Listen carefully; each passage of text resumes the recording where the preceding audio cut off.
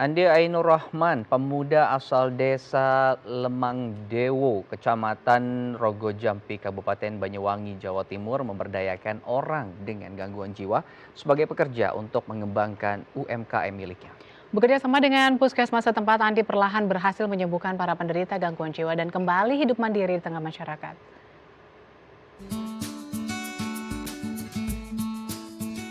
Di rumah sederhana di Desa Lamah Bangdewo, Kecamatan Rogojampi, Kabupaten Banyuwangi, Jawa Timur inilah Andi Ainur Rahman menampung dan memberdayakan orang dengan gangguan jiwa.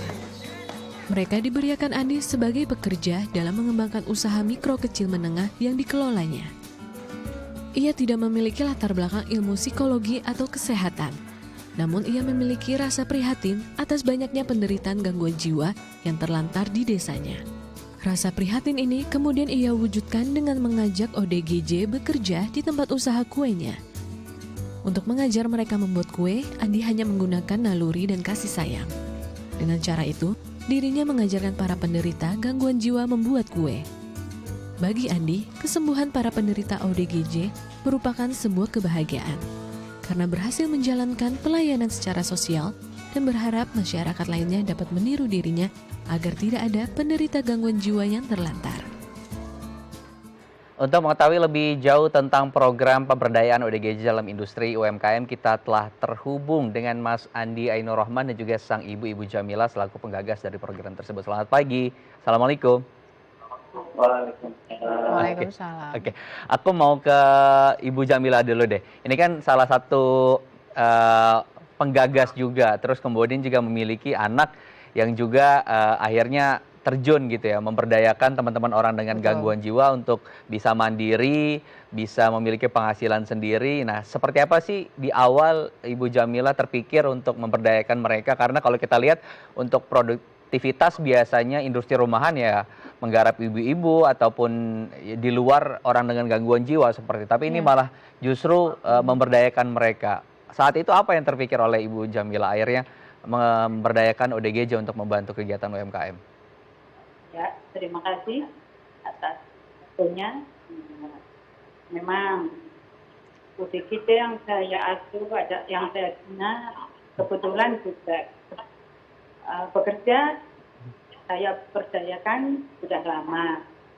Jadi di samping memenuhi kebutuhan hidupnya sehari-hari, dia juga butuh penghasilan seperti halnya orang-orang pada umumnya. Gitu. Jadi saya mencoba untuk melibatkan beliau untuk bersama-sama dengan usaha saya.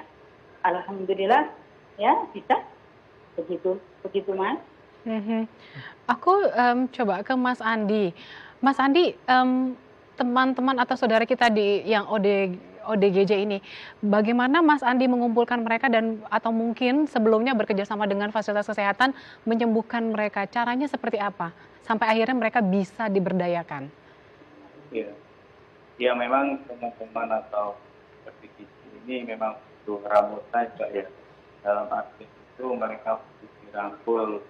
Saat itu memang warga sendiri ya mengucilkan teman-teman ODGJ ini. Nah, kita menganggap mereka sebagai keluarga. Akhirnya dengan jadikan teman-teman keluarga, mereka mampu menerima apa yang kita berikan. Tapi kalau tidak ada dukungan dari lingkungan, apalagi lingkungan tetangganya sendiri, itu mereka dapat kembali lagi ke ambulan.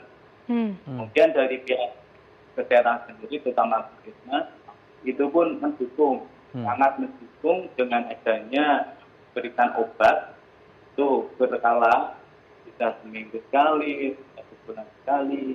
Dan dengan adanya obat itu keterangan dari pihak sendiri yang lebih paham, itu sangat membantu, terutama dalam pikiran dari teman-teman ODGJ.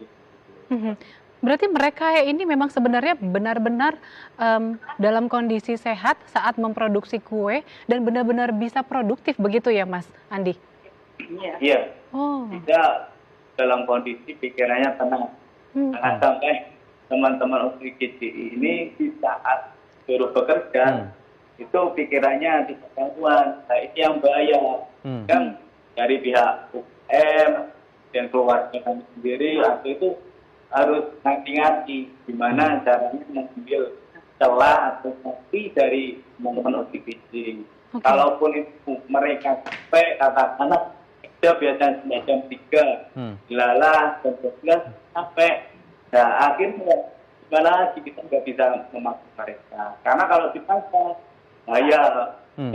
Teman-teman yang lain yang istilahnya itu yang kerja biasa itu bisa berbenturan. Betul. Betul. Jadi terpengaruh juga. Tadi kondisinya dulu ya, terus setelah harus sehat. Aku mau ke baik. Monggo. Baik, saya mau ke Bu Jamila. Bu Jamila, ini kan untuk berkomunikasi sebetulnya agak sulit, apalagi untuk membentuk keterampilan mereka. Karena kalau kita lihat di tayangan tadi harus buat kue, dipola, ya banyak Dicetak. sebetulnya keterampilan yang memang harus diajarkan. Bagaimana pola komunikasi yang dibangun dengan mereka, akhirnya mereka bisa mencerna apa yang disampaikan oleh Ibu Jamila dan Mas Andi dan bisa menerapkannya sesuai dengan SOP yang sudah diterapkan oleh teman-teman. Ya, alhamdulillah Mas, UGD yang saya tangani itu saya bisa menyelami kondisi karakter pribadinya. Jadi alhamdulillah juga ada saat-saat di mana saya bisa menyuruh bekerja, saat-saat di mana saya harus memberi istirahat, itu insya Allah saya sudah tahu. Jadi kondisi stabil hati mungkin ya yang kita selami. Jadi harus melihat pada waktu itu beliau itu punya apa gitu. Jadi kita bisa masuk, bisa memberi pekerjaan atau yang lainnya, kegiatan yang lainnya gitu Mas. Baik. Kalau nggak tahu situasi itu mungkin agak sulit. Nah, itulah gunanya ibu asuh atau keluarga asuh. Jadi harus lebih bisa menyelami kriteria atau sifat dari anak asuhnya gitu. Oke. Sedangkan orang lain mungkin masyarakat belum bisa untuk itu.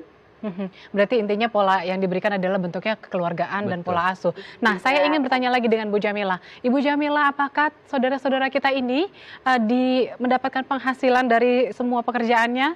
Dan apakah mereka juga bisa menggunakan penghasilan tersebut? Ya, saya saksikan atau saya amati juga. Saya menghantar beliau sampai ke kebutuhannya sehari-hari. Apa kebutuhannya beliau, itu saya kawal, Mbak. Baik. Jadi Oke. bisa. Tadi ya, jadi tetap diberikan haknya, terus kemudian tadi haknya yang digunakan untuk betul-betul bisa hidup mandiri tadi, karena tetap mereka harus punya penghasilan dan harus punya uang untuk memenuhi kebutuhan sehari-hari. Betul. Ibu Jamila dan Mas Andi, terima kasih sudah berbagi inspirasi. Kita harapkan juga banyak nanti UKM-UKM di luar sana yang juga memberdayakan teman-teman UDGJ. Belajarnya nanti ke Banyuwangi ya Bu ya. Oke, terima kasih Ibu Jamila dan Mas Andi. Assalamualaikum. Ya, pemirsa, jadi kita akan berbincang tentang warga manfaatkan gerai pangan gratis. Tetap bersama kami di Halo Indonesia.